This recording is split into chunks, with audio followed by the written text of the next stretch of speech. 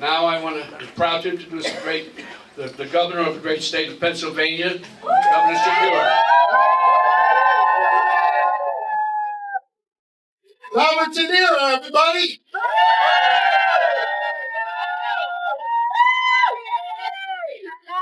An extraordinary guy who entertains us. He makes us laugh and cry and think. He makes us want to get out there and fight the good fights. And Robert De Niro has taken time out of his busy schedule to come here to Pennsylvania because he gives a damn about us and our future.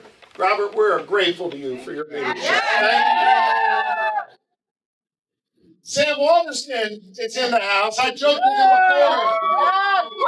I learned everything I needed to know to be your attorney general from watching.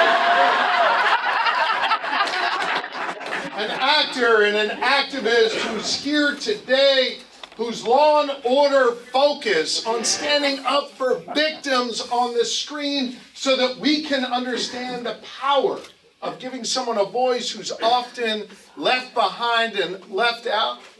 Those are universal lessons he teaches us every single week for the last seemingly 176 years. That's right. That's right. The kind of lessons, that's right. The kind of lessons that I know Eugene D. Pasquale has learned in his time of public service. He is going to be an attorney general that stands up for the least, the lost, the forgotten, and is always there for us. Let's elect Eugene D. Pasquale to the attorney general.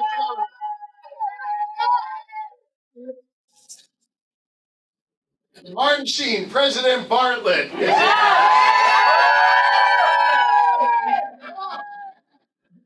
He's been inspiring people for generations. Yes. You know, Laura and I, you know this, we're blessed with 4 kids, and one of our teenagers said, "Hey, Dad, I've been binge watching West Wing. Have you ever heard of that show?" I'm like, "What's the matter with you?" Of course, I grew up on that, but more important than the way he inspired us on the screen, this man has marched. He has stood up.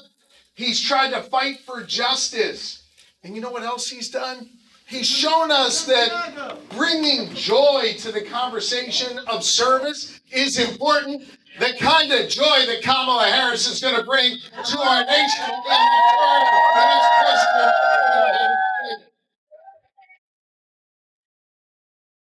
I'm grateful for our small business owner, our civil rights lawyers, everyone coming together and meeting us here in South Central Pennsylvania, the center of the political universe, in the swingiest of all swing states. We are here. And we've got 20 hours to go. 20 hours before we have the opportunity to retire Scott Perry and elect Janelle Stelzner.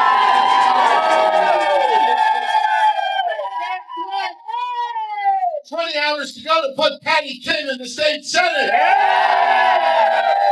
20 hours to go to protect our state house majority so I can keep on getting your much shit done with the good people. It's all on the line right now. And this is where it's all going to play out. Now listen, in 20 hours, the polls are going to open. And you're going to take those pens of yours and you're going to go over to the polling place to finally cast your ballot for Kamala Harris and for Bob Casey and everybody else on our ticket. But I want you to think about that pen that you have in your hand, not just a pen that's going to be used to elect a particular candidate. Because I think in many ways this election is bigger than just one candidate on the ballot. I want you to think about that pen you have in your hand as your tool, your power to write this next chapter in our American story. To think about what kind of country we really want to be. I know you all know about the differences in the policies and the proposals. You heard that laid out here today. I think there's something deeper on the ballot.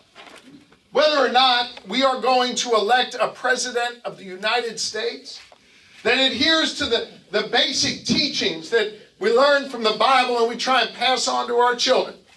To love thy neighbor to do unto others as you'd want done to you.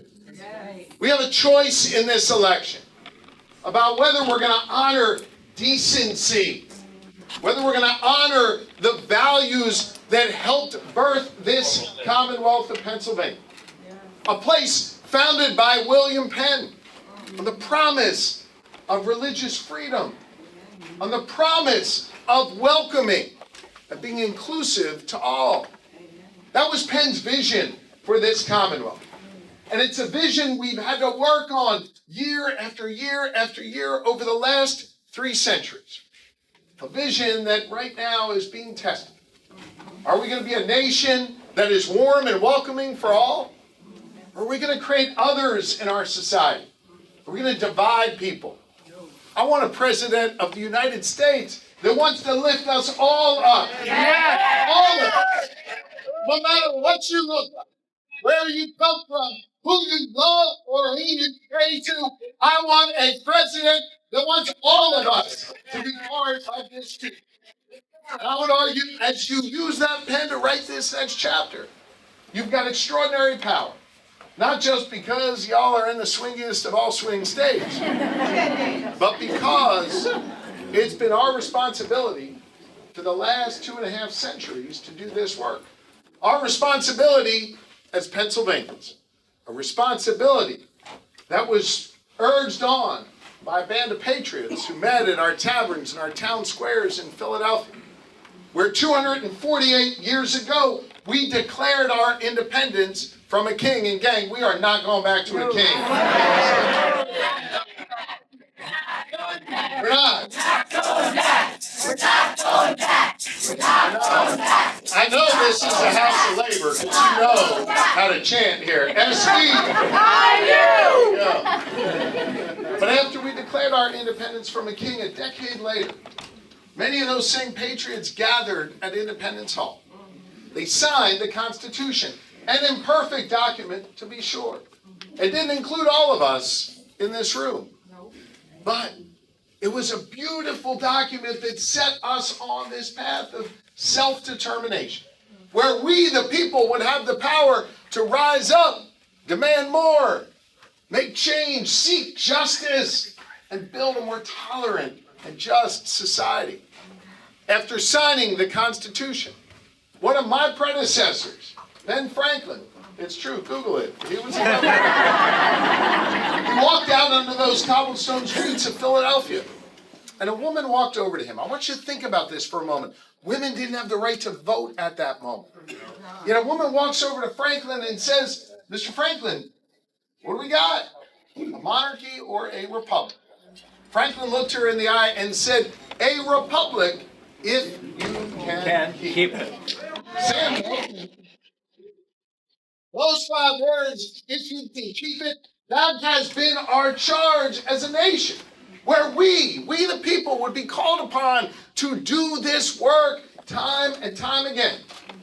It wouldn't be people with titles next to their name that would do the work. It would be those ordinary Americans who would rise up and demand more and build a life that's better for their children and grandchildren. Well, now we're the people who are being called upon to keep it. We are the ones who have to do this work for the next generation and those who came after us. We have seen this greatness of America play out on battlefields overseas. We've seen it play out at lunch counters here at home. And we've always seen it play out at the ballot box. This is the next test for America. And you all have the immense power to see to it that we leave this election united behind some simple truths. That we value our freedom, we cherish our democracy, and we love this country. And ladies and gentlemen, if we love this country, we got 20 more hours to work hard. We got 20 more hours to get to work. We got 20 more hours to do what we need to do so we don't look back on Wednesday wondering if we could have done more. We got 20 more hours to make history and elect the 47th President of the United States and make it Kamala Harris, the first Madam President of this great country. Pennsylvania, are you ready? Are we going to get it done? Are we going to make Pennsylvania. I love you guys. Thank you so very much. All right, if everybody can stay put, we're going to do a big group selfie. So if all my friends here can come around and